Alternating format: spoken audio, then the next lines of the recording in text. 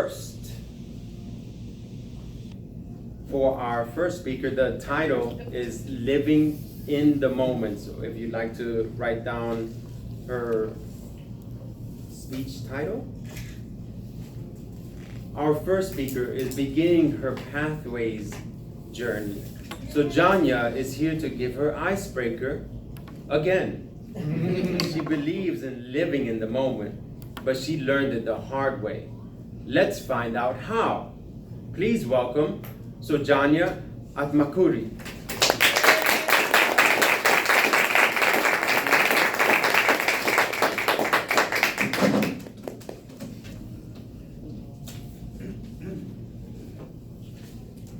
When I was 5 years old, my mother used to call me the sweetest and the most well-behaved child of all. Mind you, my mother has 5 siblings and my father has 4. So there were dozens of cousins. There were kids all around. And that compliment meant a lot to me. I was so proud and content and happy about myself. I actually strived hard to preserve that title. But that didn't last long. In just a few years, I turned into this sassy, hormonal teenager to whom the behavioral compliment didn't matter at all.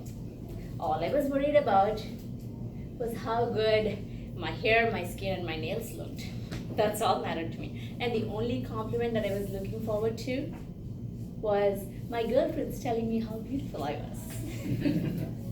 Well, did that last long? Nope, that didn't last long either. Soon I entered into high school and college.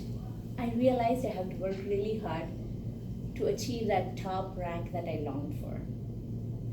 By this time, I was studying day in and day out. Wherever you see me, you would see me with a book in my hand.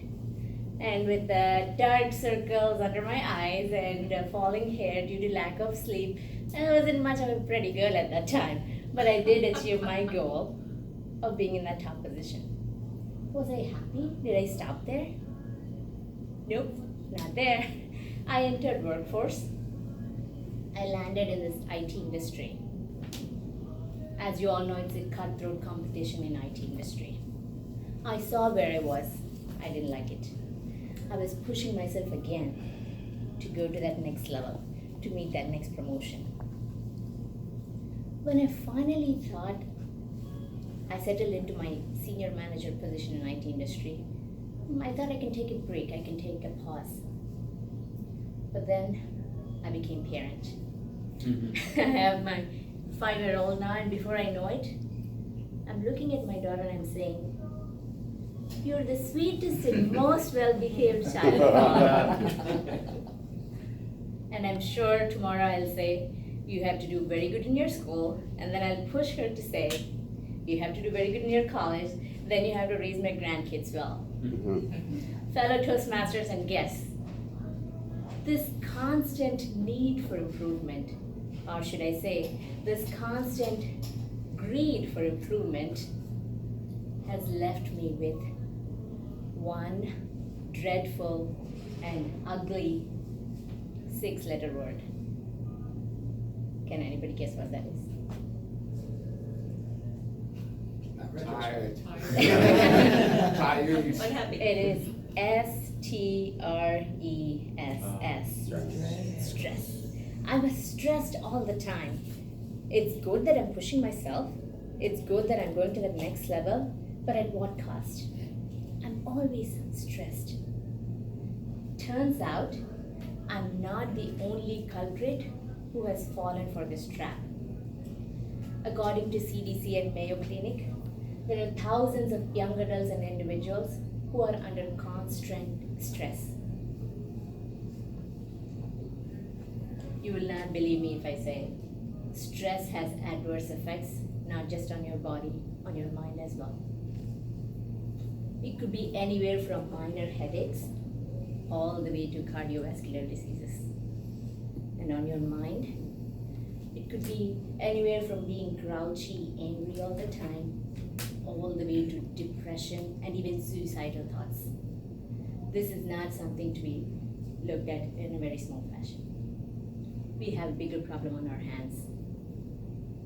The kids in school and college these days are under constant stress to meet expectations of their peers, of their parents, and of their teachers, and not just in real life but in social media as well.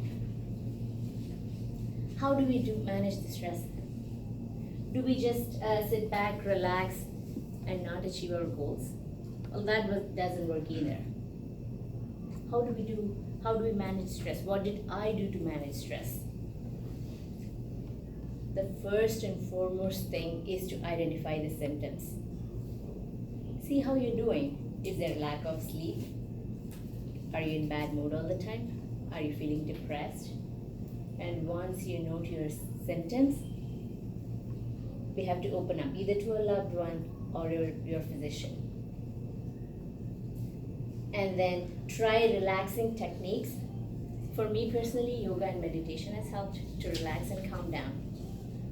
But the first and foremost thing that helped me is to set realistic goals and work towards those goals.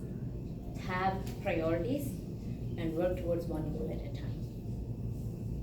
As Buddha rightly said, to have a healthy mind and body, one must not mourn for the past, worry about the future, or anticipate troubles.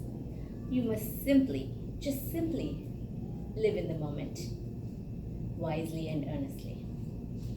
With that being said, are you living in the moment? Did you smell roses today? Thank you.